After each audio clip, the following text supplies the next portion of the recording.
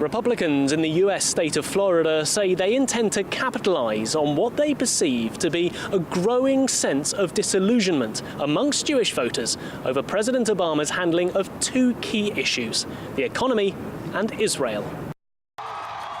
In 2008, 78% of Jewish Americans voted for Obama. Florida mirrored this long-standing preference among the majority of American Jews for the Democratic Party. But in 2012, Republicans are hoping Jewish voters will make a sharp turn to the right.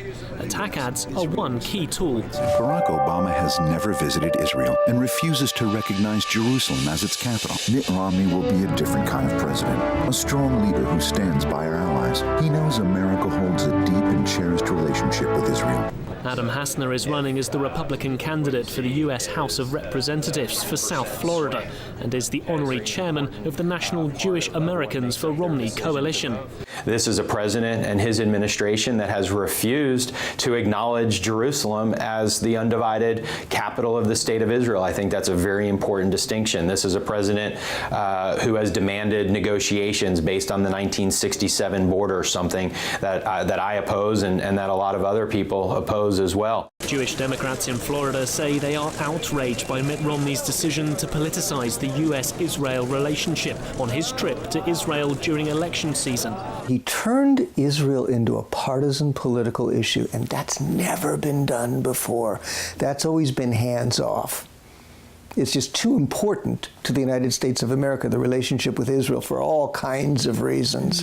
Democrats say they are now countering a high-spend ad campaign by right-wing super PAC political organizations by dispersing Jewish leaders on a grassroots level to explain to voters that President Obama is in reality a strong supporter of Israel.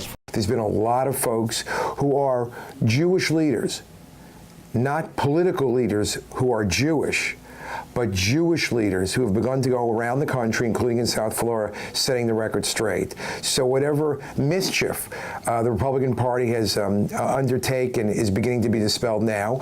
Jewish Republicans are also attacking President Obama's economic record during a period of high unemployment and sluggish growth. I think you're seeing a lot of people with buyer's remorse now, and with an election that we're expecting to be very close here in Florida, moving the numbers just a little bit could have an impact on who wins Florida in November, and that could ultimately determine who wins the Electoral College and who is in the White House in January of 2013.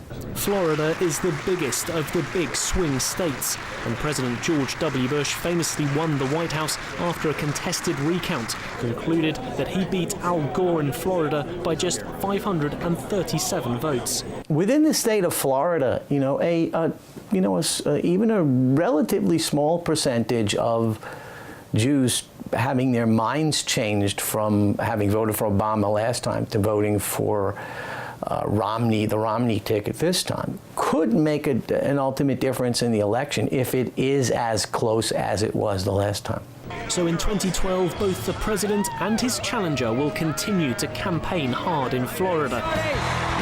So although the Republicans are not expected to convince a majority of Jewish voters, those Jews who do change their minds here in Florida could have a disproportionate impact. They could even have an impact on who enters the White House in 2013. This is Nick Harper for JM1 in Tampa, Florida.